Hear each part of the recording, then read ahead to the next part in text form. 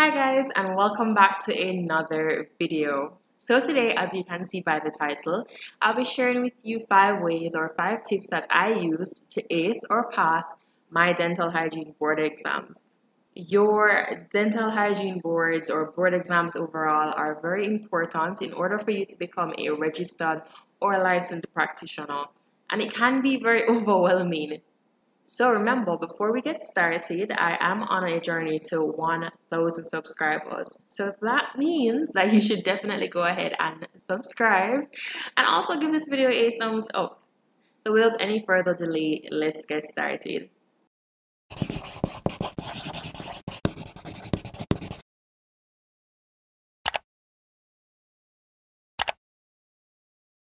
So just a little disclaimer before I get into the meat of the matter. I am a registered dental hygienist in Jamaica, so my board exam experience may be a tad bit different from someone who may be living in the USA or Canada or the UK.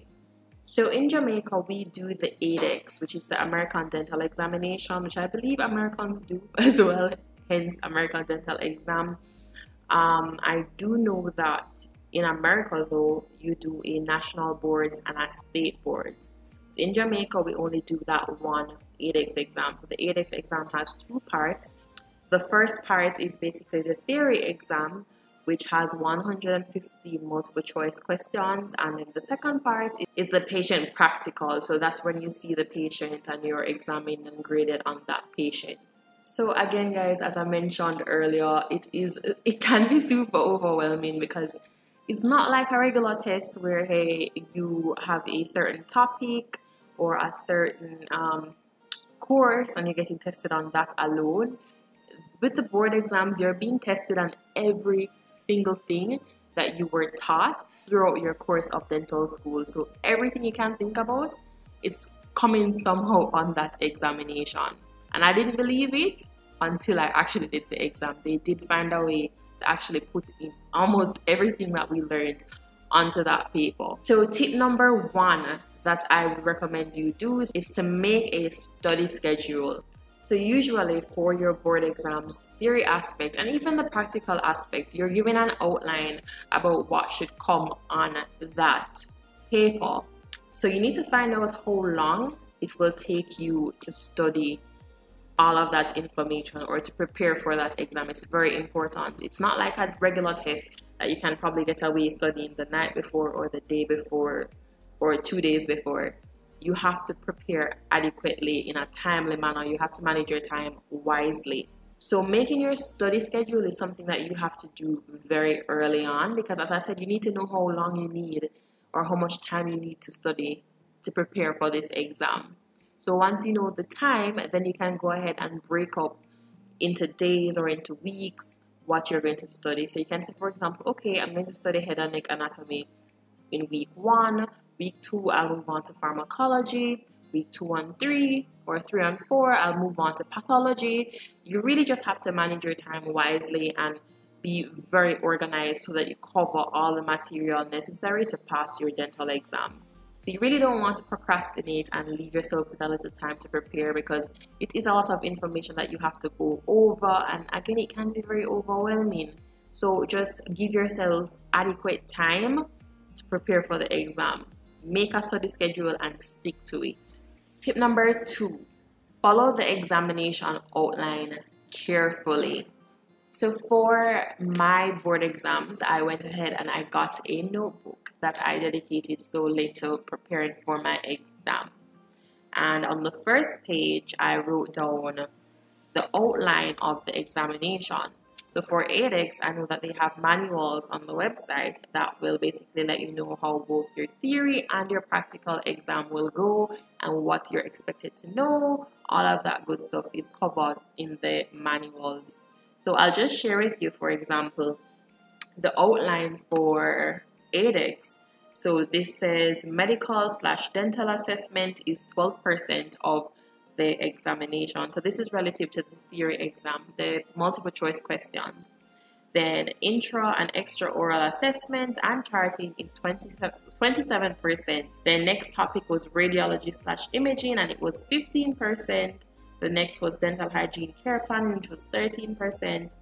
Patient care was 19%. And last but certainly not least was dental specialties and pharmacology, which covered 14% of the exam.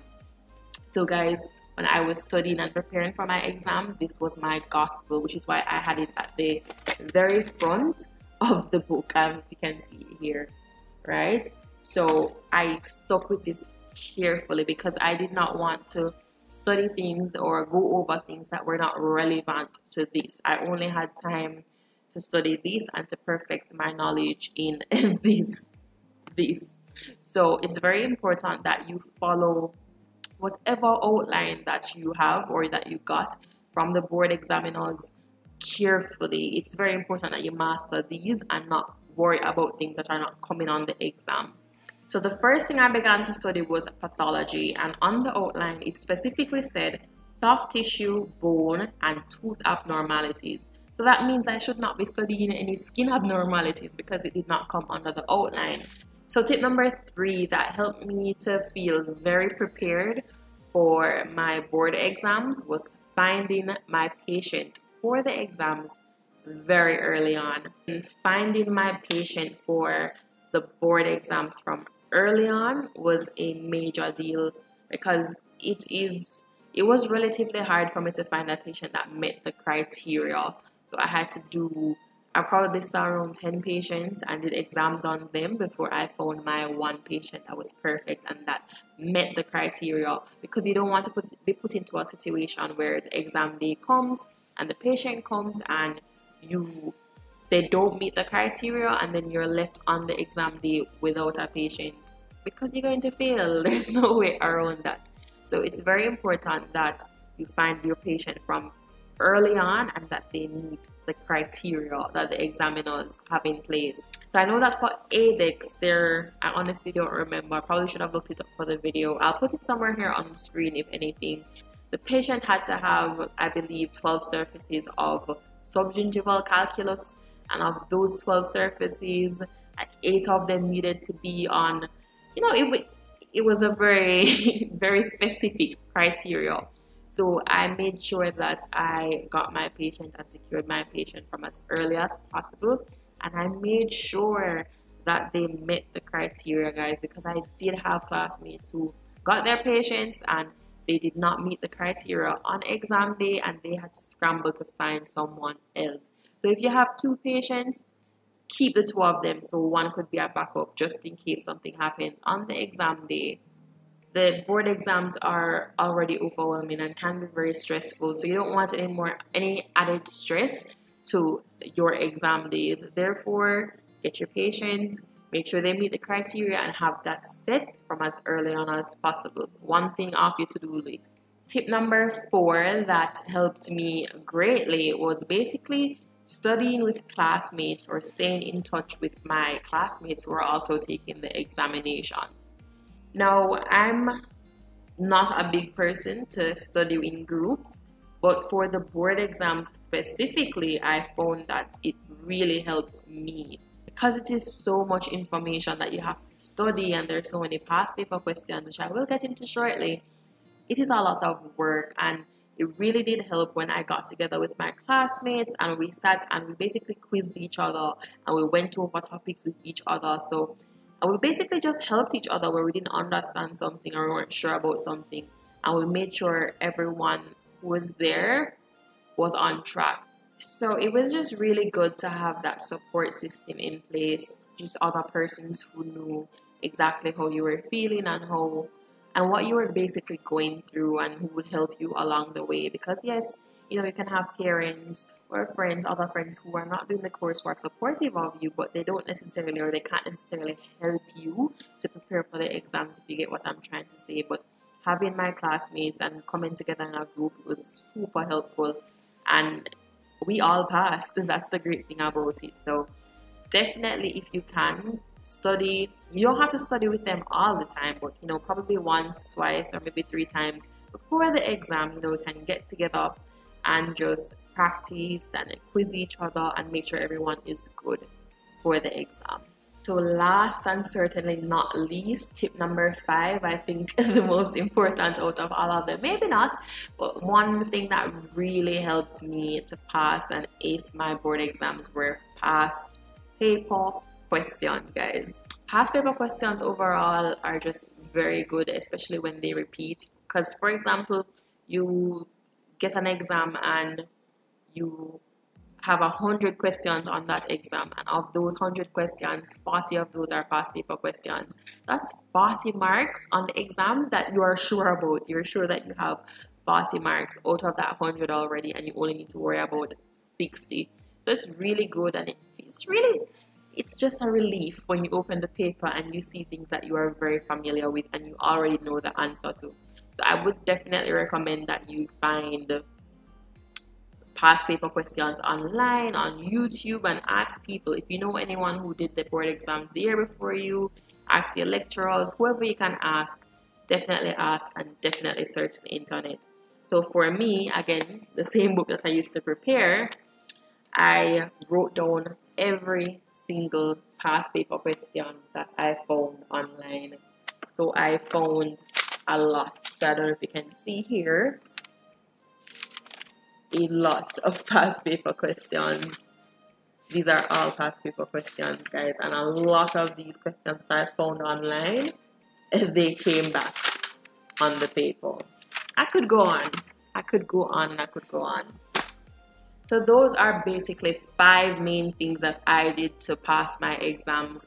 You know, I had no problems. I went in, I didn't feel anxious, I felt prepared, and I was very confident. So I started studying from early on. I followed my outline carefully. I studied with my classmates. I found my patient from early on. I also found past paper questions. It's very important that you try to grasp and master this information from when you were still in school or you're still doing classes in school, because this is what I did. I was able to, it didn't take much for me to prepare for the exam because I already knew this information. It was simply a refresher when I was studying. So if you haven't already, definitely check out my video on how to ace dental school. I'll link it here. So I did make a video talking about how I survived dental school, my tips and tricks. So definitely check that out. But if you're supposed to follow what I said in that video and follow what I said in this video, you should easily pass your dental exam, your dental board exams without any worries. Trust me. Don't stress. Don't overthink it. Just be logical, be smart, be confident, prepare in adequate time. I went over this already, guys, but yeah, just relax. You'll do well. So to prepare for my exams, I actually used the notes that I had from school. I had a lot of PowerPoints, a lot of PDFs, a lot of notes, guys. I used that, and I also used this book here. You always see in my videos. So I used Mosby's Comprehensive Review of Dental Hygiene, and this is the 7th edition. This book is amazing. It literally covers everything you can think about. So I used this, my notes from school, and I also use websites like Quizlet and YouTube to find past paper questions. So I really do hope I was able to help out anyone out there who's watching this, who has their board exams coming up. I believe in you. You can do it. You will pass. You know, I really do hope you guys found this video useful. As I said, thank you so much for watching. I appreciate you so much, and I would appreciate you even more if you could definitely give this video a thumbs up and subscribe. Comment below and let me know if you guys have done your board exams already, or if you are doing them soon, or when you're doing them. I would love to hear and talk to you guys more. Until Saturday, bye.